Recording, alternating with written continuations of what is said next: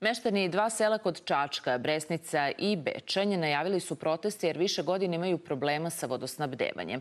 Ozbiljni problemi uglavnom nastupe tokom vrelih letnjih dana. Idemo slikom sada u Čačanski kraj, tamo je naša Marija Nikitović.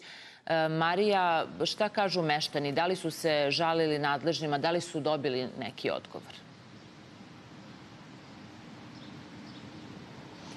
Evo, upravo ćemo saznati odgovor na ta pitanja. Ja ću samo reći da je problem sa vodosnabdevanjem u selu Bresnica, koja je inače jedno od najvećih sela Čačanske opštine, višedecenijski problem.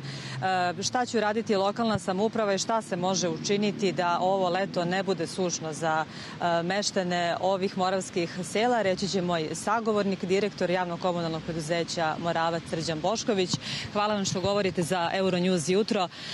Recite nam, meštani se bune u Bresnici, kažu da je i ove godine problem sa vodosnabdevanjem. Recite nam šta lokalna samouprava može da učini i šta čini po ovom pitanju?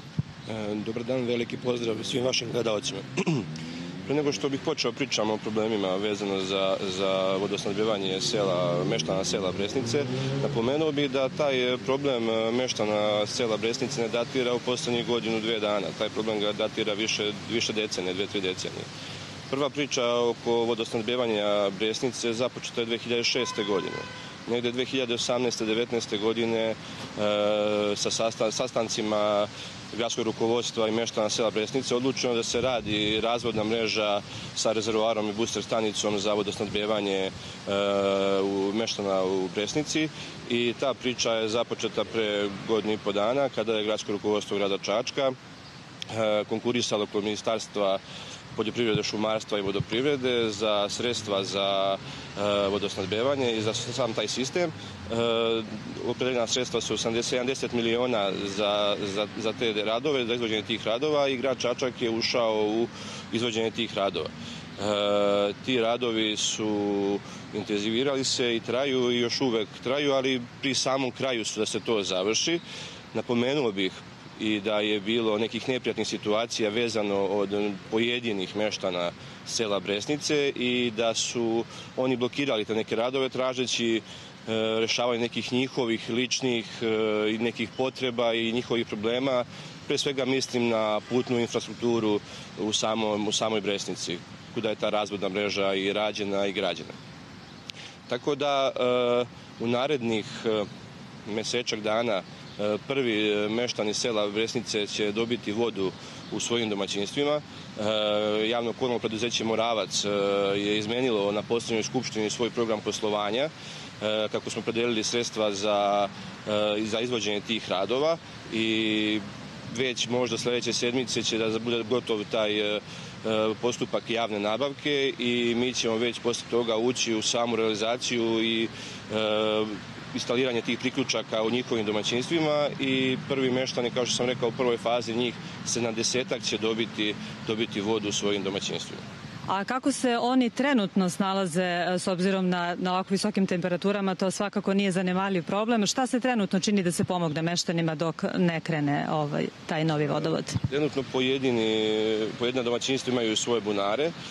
Jedan deo Bresnice ima sada našu vodu, ali to je mali deo Bresnice i sa lokalnih reka i potoka za napajanje svoje stoke i zalivanje svojih biljnih kultura s kojima se oni bave, pošto to seosko područje.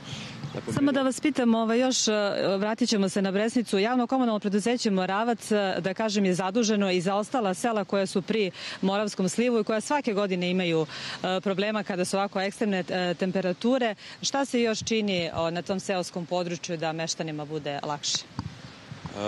Javno komunalno preduzeće Moravac ima svoja dva izvorišta. Jedno se nalazi u Mrčajevcima, Gušovac, i drugo je u Kukićima.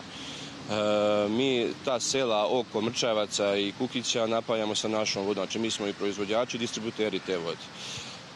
Napomenuo bih da meštani sela Bresnici će dobiti vodu iz Mrčajevaca.